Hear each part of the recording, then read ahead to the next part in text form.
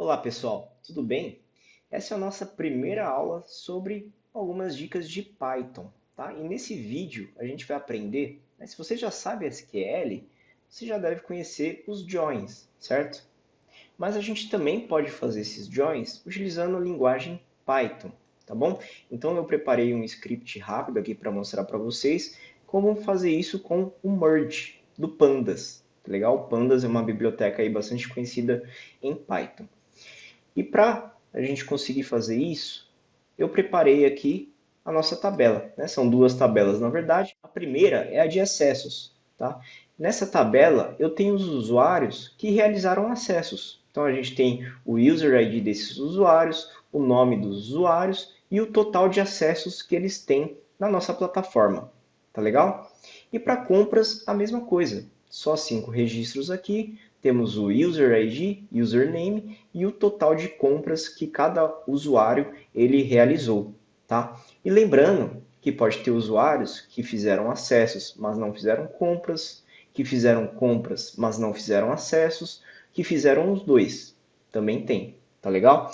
Então é isso que a gente vai realmente trabalhar para entender com os joins, né? Utilizando o merge do Pandas. Então vamos começar. A única biblioteca que a gente precisa é o Pandas, tá legal? E para carregar os dados, a gente pode utilizar o Read Excel, né? E aí a gente coloca o nome aqui do nosso sheet, né? O sheet name, o nome da nossa planilha ali, da nossa página, da planilha para a gente acessar. Então tem a que chama acessos e tem a que chama compras, como a gente consegue ver aqui, acessos e compras, tá legal? Então, o nosso data frame de acessos a gente pega dessa página de acesso e o de compras da nossa página de compras. Então, se a gente rodar, a gente pode pré-visualizar aqui esses data frames. Então, a gente tem aqui o de acessos, que foi aquele que eu mostrei para vocês, o primeiro, e o segundo que eu mostrei para vocês, o de compras. Então, a gente já tem aqui em linguagem Python esses data frames visualizados, tá bom? Então, vamos agora para o merge.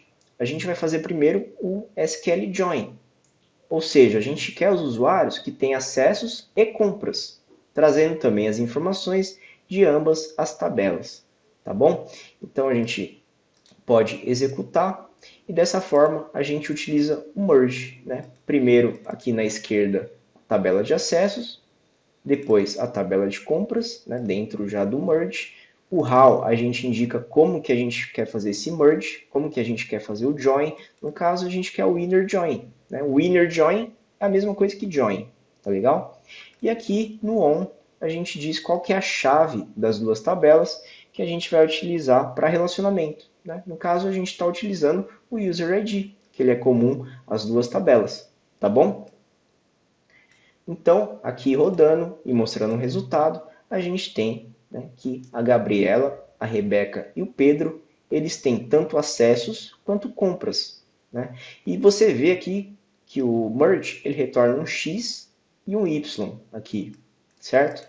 Então, as colunas que têm nome igual, né, a tabela da esquerda, que é a nossa tabela de acessos, ela vai ser sempre X, e a tabela da direita, que está dentro aqui do merge, ela vai ser sempre nomeada com o Y. Tá? Então tem os nomes das colunas e mais o X ou Y para conseguir diferenciar de qual tabela vem. Tá? O Y da direita e o X da nossa esquerda. Tá legal? Então aqui a gente tem o total de acessos. E aqui a gente tem o total de compras de cada um desses usuários que estão nas duas tabelas ao mesmo tempo. Tá legal? E agora a gente pode entender um pouquinho mais sobre o left join. O left join a gente quer usuários que têm acessos, mas também queremos trazer o total de compras, caso esses usuários tenham feito compras. Então aqui a gente vai tornar todos os usuários da tabela à esquerda, no caso acessos, né? E se eles tiverem compras na tabela de compras, a gente vai trazer também o total de compras, tá bom? E aqui a gente utiliza o merge da mesma forma. Né? A única coisa que vai diferir é o left ao invés do inner que a gente utilizou anteriormente. Tá legal? Então, a gente pode rodar e ver aqui os mesmos usuários que estavam na tabela de acessos. Tá? Se a gente olhar aqui a nossa tabela de acessos, Renan, Gabriela, Rebeca, Pedro e James. Renan, Gabriela, Rebeca, Pedro e James. Então a gente tem todos os usuários da nossa tabela de acessos, mas também temos informações quando eles realizam compras, né? No caso, a gente já viu aqui no anterior que só a Gabriela, a Rebeca e o Pedro têm compras. Então a gente vê aqui que eles aparecem, né, com seus devidos valores da tabela de compras, né? E quem não tem compras, quem não aparece na tabela de compras, veio como nulo, tá? Certinho, normal. Assim como o left join, a gente pode também trabalhar com o right join, né? Então a gente agora quer, na verdade, usuários que têm compras, né? Mas também queremos trazer o total de acessos caso tenham feito. Então é o contrário do que a gente fez anteriormente, tá legal? Então agora a gente vai priorizar o dataset, né, o data frame da direita, tá bom? Então a gente consegue utilizar o right dessa forma. E ao invés do left aqui, a gente coloca o right, tá? Na mesma chave. A gente pode executar e agora a gente tem os usuários da nossa segunda tabela aqui, né? Então se a gente olhar, nós temos o João, a Gabriela, a Rebeca, o Pedro e a Mariana, que estão na tabela de compras. João, Gabriela, Rebeca, Pedro e Mariana. E se eles tiverem informações de acessos, a gente vai trazer aqui, né? Então a gente tem o total aqui de acessos, né? Quando esses usuários têm acesso, eles vão aparecer para a gente aqui. Quando não tiver, como nulo, tá bom? Assim como apareceu como nulo aqui nesses dois casos para o left join, tá legal? E o último caso que eu vou mostrar hoje é o full join. Então, usuários que têm acessos ou compras, trazendo as informações de ambos, caso existem.